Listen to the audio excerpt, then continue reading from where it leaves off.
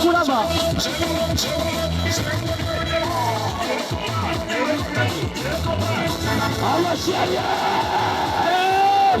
abashigazi cyane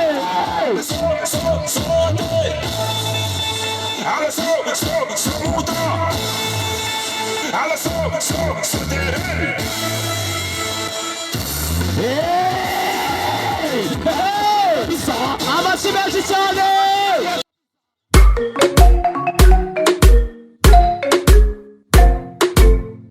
ukeneye ahantu hizewe wabitsa amafaranga yawe, urifuza ahantu bagufasha gutera inkunga imishinga yawe, igisubizo ni hano Nyacyonga mu murenge Sako Jabana. Muri Sako Jabana twiteguye kwakirana yombi abatugana, kuko icyo dushyize imbere ni ibyifuzo byanyu, ibindi utaruzi. Ubu Sako Jabana iri gukoresha uburyo bw'ikoranabuhanga kandi bwizewe ku isi hose mu gucunga umutungo w'amafaranga yawe. Muri Sako Jabana tubafitiye inguzanyo z'amoko abiri, harimo inguzanyo y'amafaranga n'inguzanyo z'ibikoresho. Mu nguzanyo y'amafaranga dutera inkunga umushinga w'ubucuruzi, umushinga w'ubworozi, umushinga w'ubuhinzi n'umushinga w'ubwubatsi.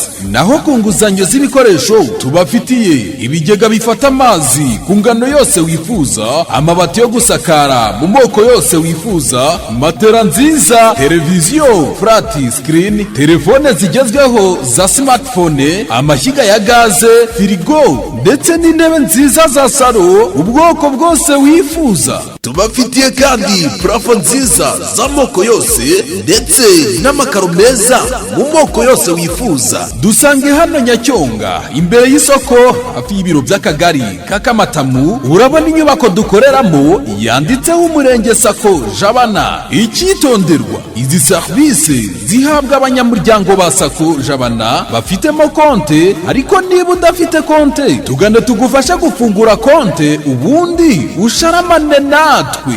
Twishimiye kandi kubamenyesha yuko Sako Jabana twabafunguriye irindi shami.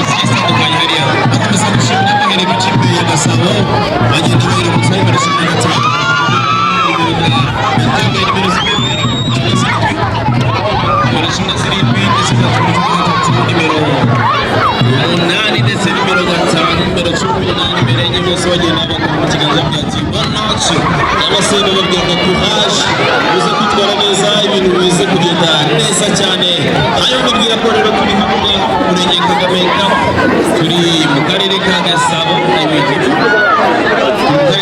n'umurenge wa Jabana. Tugiye gukurikira umukino ugiye guhuza ekipe ebyiri zigiye guhatanira ibintu bitaza koroha habe na gato. Tuzindukiye twajya ku ikipe ya Nyarugenge nimero 24 imenye yitwa Mukunzi. Murakoze cyane. Imenye nimero 12, nimero 14, nimero 13, nimero 13 ndetse n'eshanu. Abo nibo bagiye guhagarara umurenge wa Nyarugenge. Amazina nanze kubasubira mu kanya babwira ati ibintu bize kugenda neza. Bagasubiza rero, ariko bagiye kwita bafata ifoto y'urwibutso kugira ngo gahunda tuzitangize ku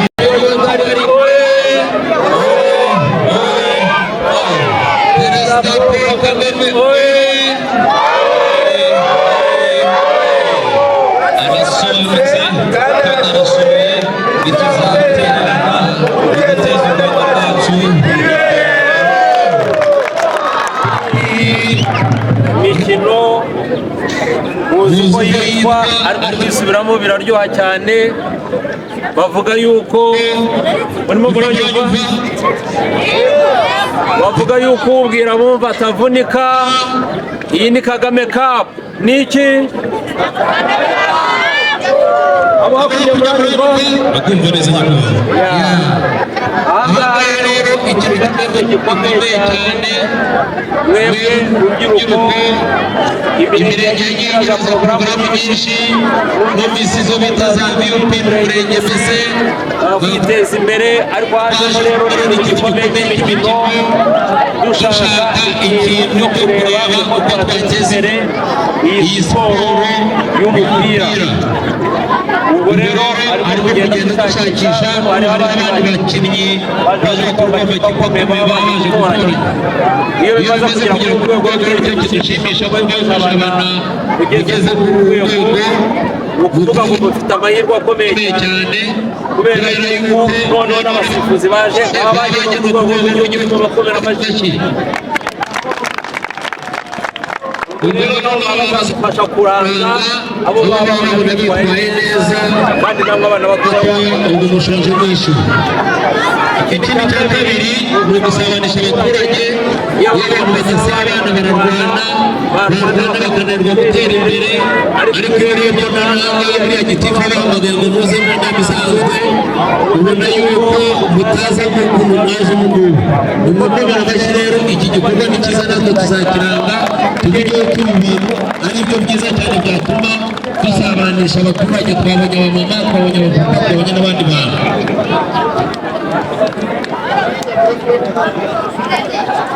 Ikintu rero gikomeye cyane aba bakinnyi mubona aha ngaha harimo ikintu cyo kuba barebye abakobwa bamaze gukina mu kanya bose amakipe yo kujya mwumva yitwa za peri za rosiporo.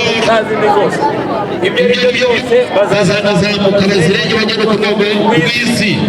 Ubwo rero ni ukuvuga ikintu cyo gukora ubushake niho bihera hanyuma n'ibindi bikazaza. Bashonje rero bayishyuwe kandi namwe amaherezo zamuri muri kategori. Bakoze rero yaba ari Nyarugenge yaba ari Jabana bajya kwa abasifuzi bajya kwa abaturage. Ijambo nari bashubije ubwisherezo muraza kutubwira ibyo birimo byagenze. Merci cyane.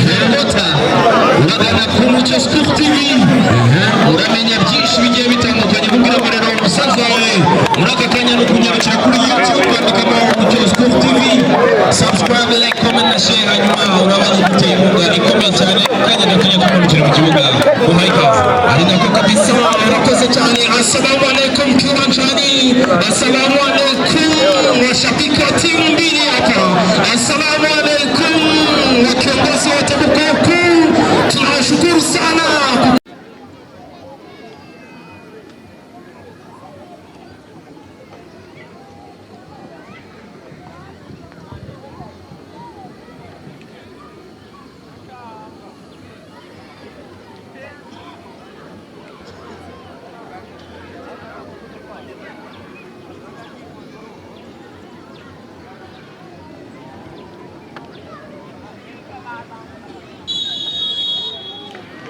Merci. Match ikaba itangijwe na Jabana kwa nimero 12. Nimero 12 ahita atera shot riri imbere rwose kwa nimero 9 kwa nimero 5, ariko umupira barawugara abahongo ba Nyarugenge ngabo baratambutsa rwose kwa nimero 12 abasunika umupira munobe kwa nimero 8 tungurana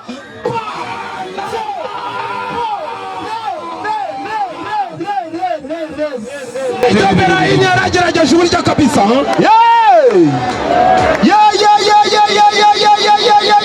Akaba yitwa Habimana. Habimana namba 8. Umupira ukaburenze abugiye hanze izamu wo kurengurwa na Nyarugenge. Tubibutsa ko ari Kagame Cup muri gukurikirana. Abantu mwese mukeneye guserebura ibyishimo mutangire none ahangaha, mwe kuza gutegereza igitego. Tangira none aha gahunda yo gufana ikipe yawe. Abdullah Super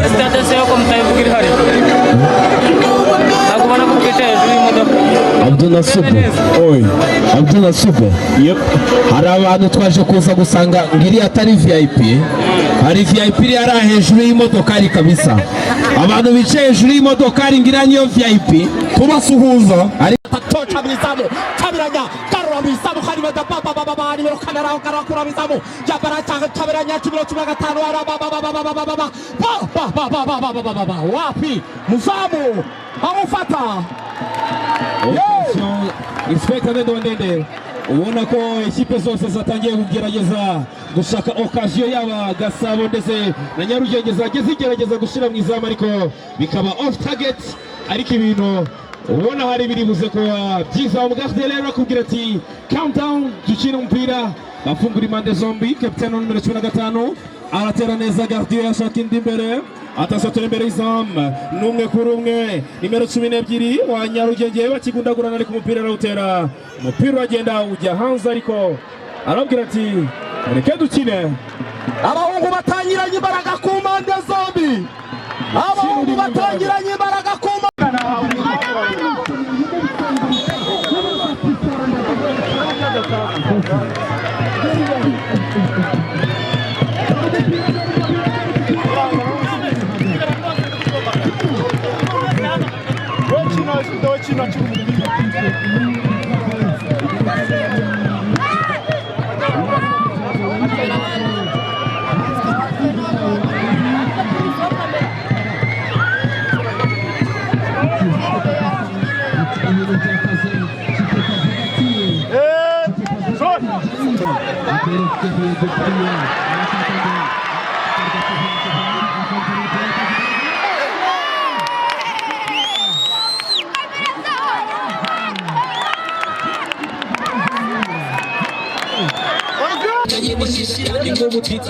Attention, umupira wakomeje arikira neza itonze select kulanye.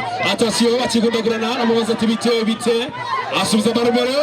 Attention Belizam urugo rwa gardien arafata neza itonze select ariko la attention ariko pira ragenda utamuri birahindutse.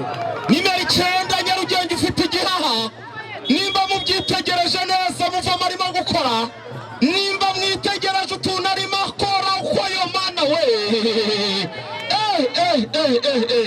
Pipi ufite igihano, umungu ufite igihaha ya baba jabana n'ubundi bohereza umupira bashaka bati nyabuna mwongere mu counting wa murongo ntibongere kurenga hano. Yep. Ayo data koyo mana we. Sage ibintu wangara ko baragusiraho shawo.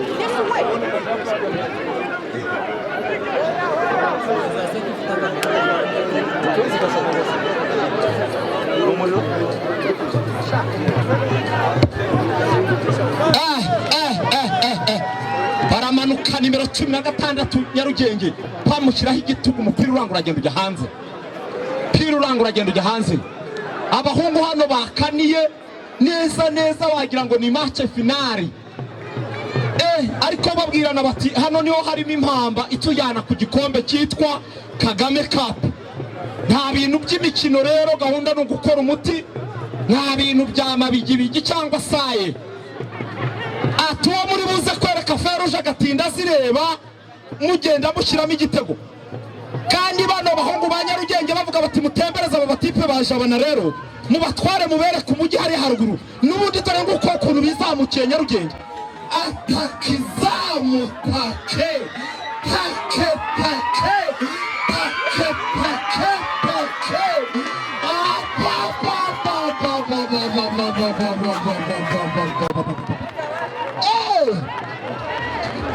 bagerageza amahirwe ariko biranze. Nyarugenge bagerageza amahirwe ariko biranze, n'ubundi barafata jabana hereza umupira ariko umupira ugenda hanze wo kurengurwa na Nyarugenge. Nyarugenge arengura kwasagatwa kata umupira uragenda hanze, n'ubundi babakire kurengura sha ya baba zamura kwa katatu numero 18 kataba 3 foranda jya hepfo n'icyo umuntu muzunga kwazo umuntu muzunga papa nimero 16 abagatoya sha wacu ntago ari ibyo ngibyo twigize sha. Urumva ati ubundi wowe uzi differentiate between trading and football. Amubaza ko kabazo ati wowe ubundi wigeze udifferentiatinga bino bintu ko ari bibiri. Amubwira ati ndaje shaho nsobanuze, bambwiye ko kuri kino kibuga hari abarimu, ndaje mbase ukuntu ibintu bimeze ukuntu babitandukanya. Batakizamu sapaskia po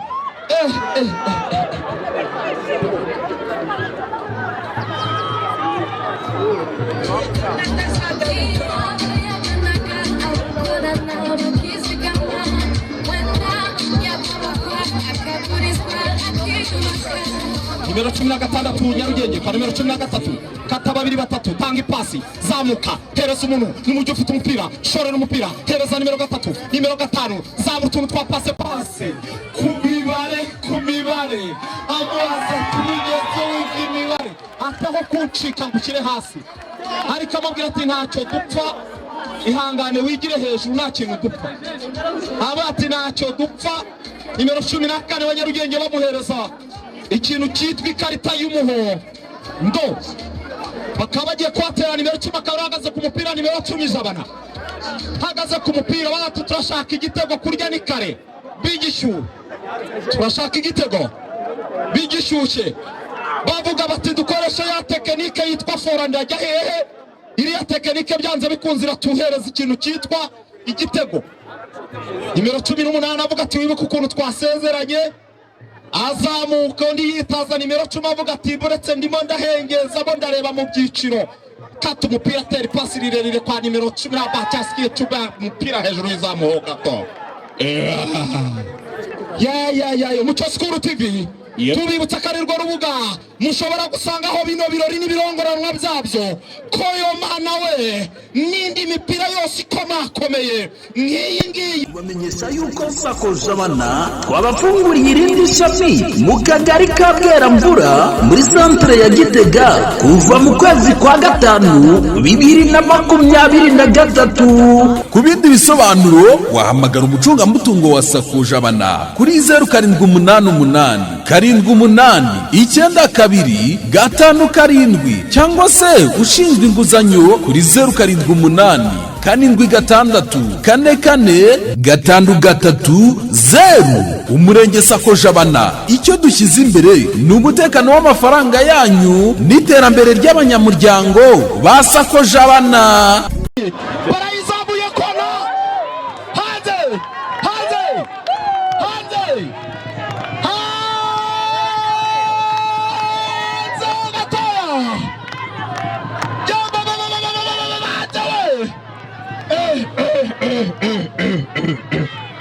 koyo mana we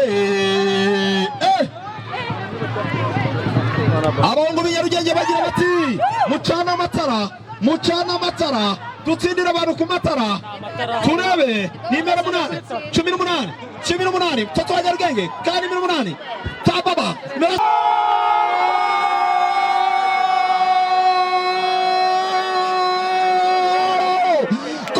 gori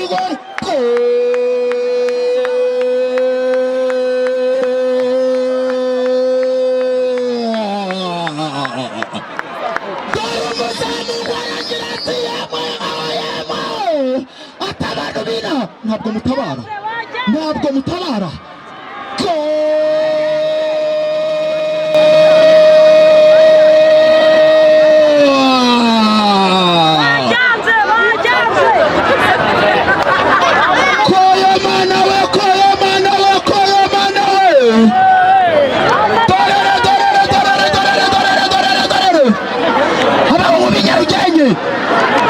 baragize batisaye kata mabigiri cyangwa babiri batatu bashyira umuntu ku isosi, shyira ku ipanu, aragaragura, arakaranga, arasimbiza, azamura gakeya, ashyira mu izamu. Dore igitego, dore nuko cyari kimeze, dore ikintu umuzamu akoze, atanze abagabo, aravuga ati ariko abantu b'inaha ntabwo mutabara, mwokabyara mwe abantu b'inaha mutabara, ariko nta muntu mutabaye nani ngire cyo kimbabaje. Babiri batatu bamwinjiriza nimero 10 n'ubundi pira bawushyira hanze, ahongo bashaka igitego cya kabiri. Nari nabibabwiye ngo bano bantu b'inyarugenge ni mu bizere, bakomeje bijijisha ngo bubanze bwire ngo baze kubakubitira ku matara. Aba bana ni babi, ibintu byabo byama bigirigi na saya.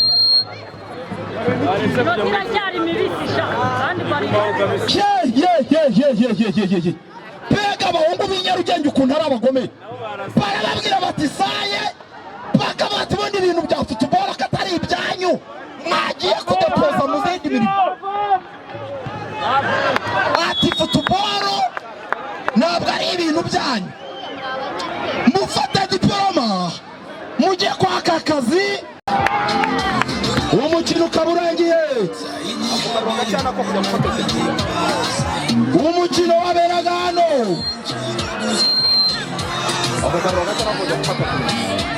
Umukino waberaga hano kuri sitade ukaba urangiye, intsinzi ikaba yegukanywe n'abahungu b'Isiti baturutse i Nyarugenge, bakaba aribo bavuga bati ubucuruzi na futuboro babitandukanye batyo.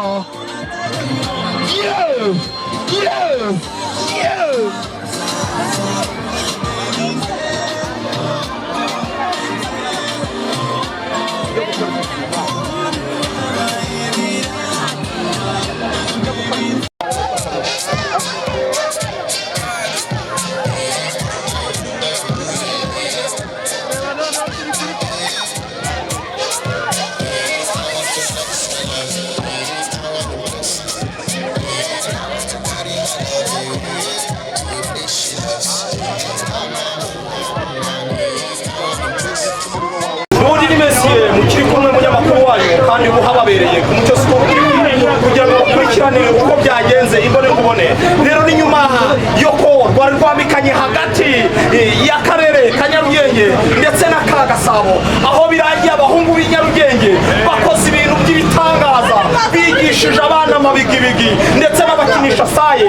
Ntabwo rero twari kwemera ko kapiteni agenda tutamubajije ibanga bakoresheje ndetse n'ahantu bavanye izi tekinike zitwa saye andi mabigibigi. Niyo banga mwakoresheje bakagira kwibwira abaturage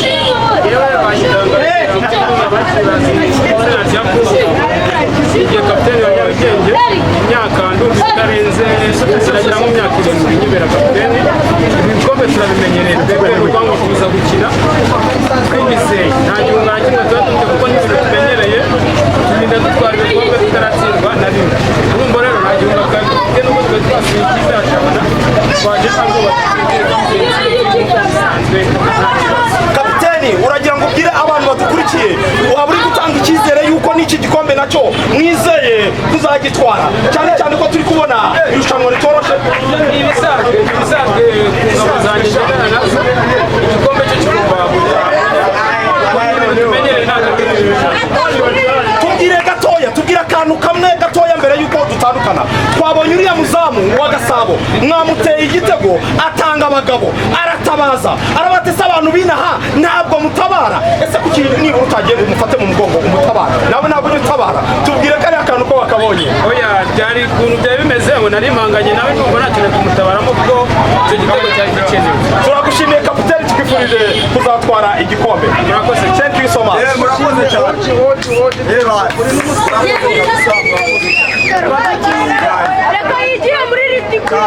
Ubundi reka kandi tubaze n'abamama nabo basigaye bakunze futuboro cyane muri iyi minsi. Nababwiye ko muri kumwe n'umuhungu wanyu Messi. Reka rero twegere n'uyu mumama yari ari kuva match itangira kugeza match irangiye atubwire iki muri ku mutima.